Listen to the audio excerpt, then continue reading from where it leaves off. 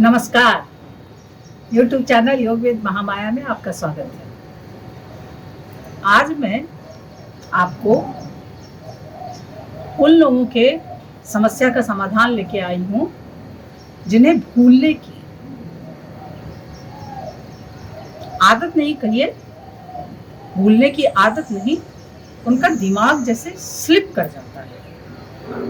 जैसे माताओं और बहनों का चूल्हे पे कुछ चढ़ाया है, दूसरा काम करने लगी और वो भूल गई कि कुछ चढ़ाया है।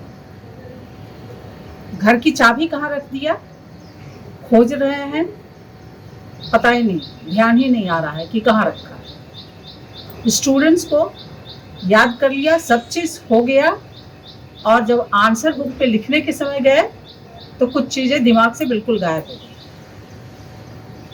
तो इस तरह से बहुत ये महत्वपूर्ण चीज़ इसलिए है कि आपकी ब्रेन की क्षमता वो किस ढंग से काम करती है। वो कहीं भूलने के, कहीं स्लिप तो नहीं करती है, कुछ ना कुछ को भूल जाती है। चश्मा कहीं रख दिया, भूल गए, कहाँ रखा है पता नहीं, आधार कार्ड कहाँ रखा है। अब जब जरूरत पड़ी खोज रहे हैं, यहाँ खोज रहे हैं, वहाँ खोज रहे हैं। तो ये जो होता है, इससे दूर, इसे आप दूर कैसे करें और अपने ब्रेन की क्षमता को कैसे बढ़ाएं। लोग कहता है कि ब्रेन में ब्लड सर्कुलेशन जितना ज़्यादा से ज़्यादा होगा, ऑक्सीजन जितना ज़्यादा से ज़्यादा पहुँचेगा, वो एनर्जी ज़्यादा से ज़्यादा पहुँचेगा, तो ब्रेन की क्षमता बढ़ती है। इसमें एक साथ में आप देखेंगे कि एक एज के बाद 30, 40, 50 रख लीजिए, कुछ लोगों को जल्दी, कुछ लोगों को बाद में, लेकिन 40-50 उम्र के बाद तो मनुष्य का ब्रेन, जैसे साइंस कहता है कि ब्रेन धीरे धीरे सिकुड़ने लगता है और ब्रेन की क्षमता कम होने लगती है। तो आप अपने ब्रेन की क्षमता को बनाए रखने के लिए कुछ आसनों का अपने जीवन में शामिल करें, और कभी भी वृद्धावस्था में भी आप किसी भी नए काम को शुरू कर सकते हैं और नई ऊर्जा से, बिल्कुल ही थकान के बिना, क्योंकि ये सब चीज़ कंट्रोल होता है ब्रेन से। अगर ब्रेन आपका बैलेंस्ड है और क्षमतावान है और एक्टिव है तो आप कुछ भी कर सकते हैं, कभी भी कर सकते हैं। तो शुरुआत करेंगे। लोग कहता है कि शीर्षासन करने से ब्रेन में ब्लड सर्कुलेशन, बिल्कुल आप ऊपर हो जाते हैं, आपका पूरा शरीर ऊपर हो जाता है, सर नीचे हो जाता है, तो सारा ब्लड सर्कुलेशन सर की तरफ आ जाता है। लेकिन शीर्षासन कठिन होता है, सब लोग शीर्षासन नहीं कर सकते हैं। तो अगर शीर्षासन नहीं अगर आप कर सकते हैं, ये तो सर्वोत्तम है ही, लेकिन आप नहीं कर सकते हैं तो आप क्या करें। तो इसके लिए मैं कुछ आसन आपको बताने जा रही हूँ। उन आसनों को आप करें, अपने जीवन में अपनाएं, थोड़ा सा शरीर को वार्म अप कर लें, सूक्ष्म क्रिया से सारे जॉइंट्स को ओपन कर लें। ये 5 मिनट लगता है इसमें आप, और जब शरीर वार्म अप हो जाए उसके बाद आप इन आसनों को कर सकते हैं। तो शुरुआत करते हैं। कौन से आसन, आप देखेंगे कि ऐसे नीचे झुकने वाले जितने भी आसन हैं वो सब आपके ब्लड सर्कुलेशन को सर की ओर केंद्रित करते हैं, उस तरफ से। तो नीचे झुकने वाले आसनों से शुरुआत करते हैं। पहले खड़े होकर आसन बताती हूँ, एक आध, फिर बैठ के बताती हूँ। दोनों पैरों को फैला लें, बीच में 1 से 2 फुट की दूरी बनाएं और नीचे देखें, ये दोनों हाथों को ले जाएं, पैरों पे ले जाते हुए नीचे झुकते जा रहे हैं, बिल्कुल नीचे झुके, बिल्कुल ऐसे। दोनों हथेलियों को जमीन पर टिका लें, दोनों बाहों को मोड़ के और सर को बिल्कुल जमीन से सटा लें।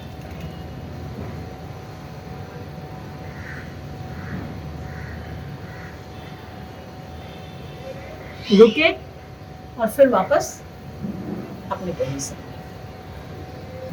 इसे आप 3 के सेट में 3 बार करें।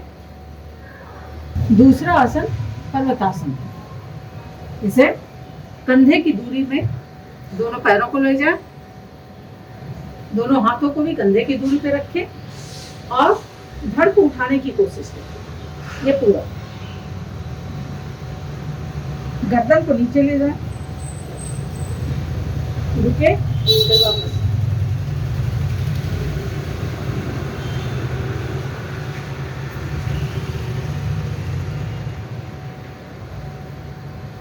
पर्वतासन से ही मिलता जुलता है अधोमुख श्वान आसन, उसको भी इसी तरह करते हैं बिल्कुल।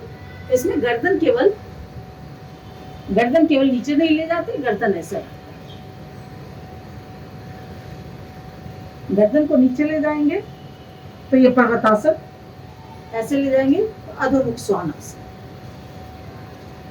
आप दोनों कर सकते हैं 3-3 के सेट में, इसे भी कर लें। बैठ के करने वाले आसन, दोनों सर को, दोनों पैरों को फैला ले, ठीक वैसे ही जैसे खड़े होके फैलाया था, और ऐसे ही दोनों पैरों को पकड़ के आप नीचे झुके, सर को बिल्कुल जमीन से लगाएं, रुके, फिर वापस। इसे भी आप 3 बार कर लिया करें। इसके अतिरिक्त शिशुकासन, देखते हैं वो कैसे करते हैं। दोनों पैरों को यूं फैला लें, यूं वज्रासन में बैठ के, घुटने मोड़ के वज्रासन में जैसे बैठते हैं वैसे, फिर दोनों पैरों में एक, जितना आप फैला सकते हैं उतना फैला लें, और ये सामने आप ये झुकते हैं, हाथों को बिल्कुल सामने फैलाते हैं, सर को नीचे झुकाते हैं और जमीन से टिकाते हैं। इसे देख लेते हैं इस साइड से भी। दोनों पैरों को फैलाया और ये झुका सामने,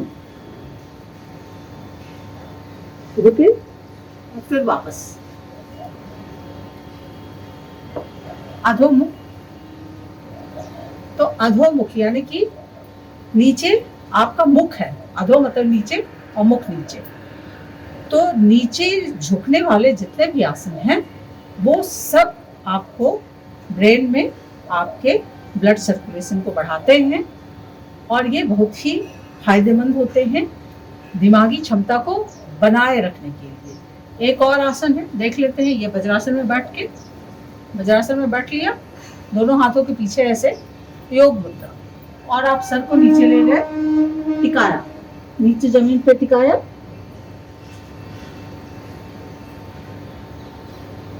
रुके, फिर वापस आ। इसी से ये योग मुद्रा।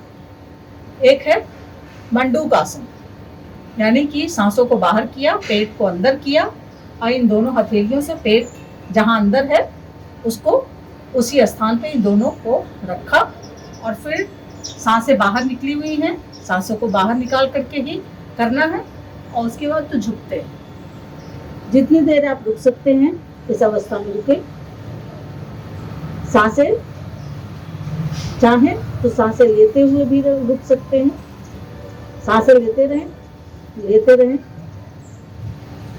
और फिर वापस। तो आपने देखा कि जितने भी अधोमुख यानी कि मुख नीचे की ओर होने वाले जो भी आसन हैं, ये सब आपके ब्लड सर्कुलेशन को सर की ओर बढ़ाते हैं।